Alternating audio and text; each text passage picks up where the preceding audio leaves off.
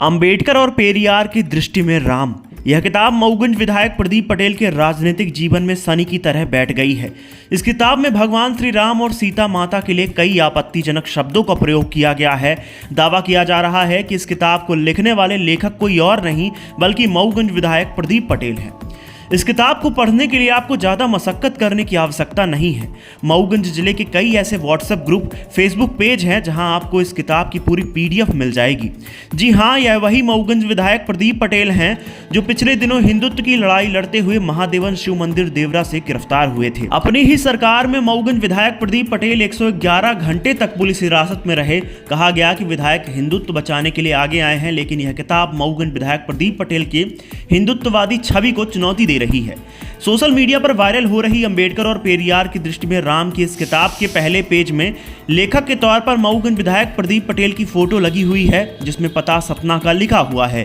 पहली बार यह किताब विधानसभा चुनाव 2023 के दौरान चर्चा में आई थी, जब टिकट बंटवारे को लेकर भाजपा में आपसी खींचातान चल रही थी।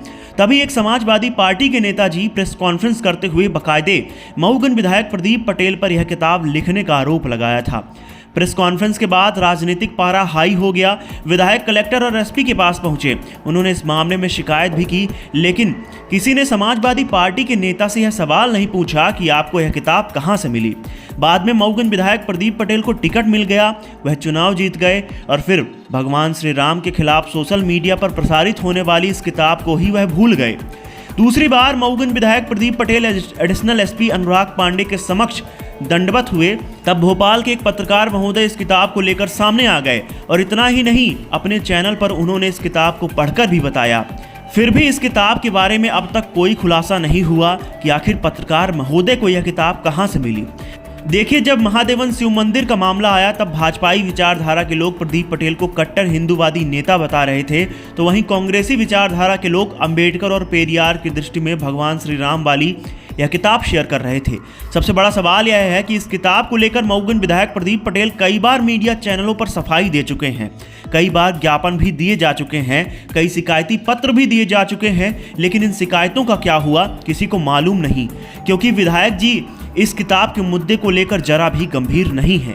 देखिए, मऊगंज विधायक प्रदीप पटेल अगर इस मुद्दे को लेकर जरा भी गंभीर होते तो वह इस किताब को लेकर भी धरने पर बैठ सकते थे और इस किताब को वायरल करने वालों के खिलाफ भी मुकदमा दर्ज करवा सकते थे। लेकिन विधायक की यह चुप्पी हिंदूवादी सोच रखने वाले उनके समर्थकों को अंदर ही अंदर खाई जा रही है। देखिए, हम यह नहीं कहते कि मऊगंज विधायक प्रदीप पटेल ने यह किताब लिखी है या फिर नहीं लिखी है, लेकिन अगर आपने किताब नहीं लिखी है तो आपको इसके लिए आगे आना चाहिए और वायरल करने वालों के खिलाफ स्वयं पुलिस थाना में पहुंच मुकदमा दर्ज कराना चाहिए और उनसे पूछना चाहिए कि यह किताब तुम्हें किसने दी है। विधायक जी की विधानसभा क्षेत्र में जो पुलिस है वह किसी को छींक आने पर भी फर्जी अपराध दर्ज कर देती है, लेकिन आखिर सबसे बड़ा सवाल यह है कि इस किताब के मामले में पुलिस के द्वारा अब तक कोई मुकदमा दर्ज क्यों नहीं किया गया। क्या मऊगंज विधायक प्रदीप पटेल नहीं चाहते या फिर प्रदीप पटेल की कोई सुनने को तैयार नहीं है।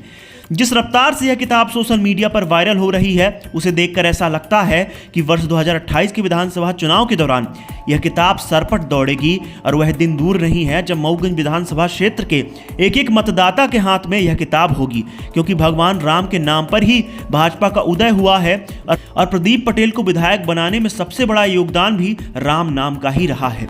अभी हाल ही में कांग्रेस के नेता प्रतिपक्ष उमंग सिंघार भी अल्प प्रवास पर मऊगंज पहुंचे, जिन्होंने मऊगंज विधायक प्रदीप पटेल को नौटंकीबाज विधायक बताते हुए कहा कि विधायक को अपनी कुर्सी ही नहीं पता। एक विधायक को जब अपने जिले के एडिशनल एसपी के पैर पकड़ने पड़ जाएं तो इससे अच्छा है उन्हें अपनी कुर्सी से इस्तीफा देकर विधायकी छोड़ देना चाहिए।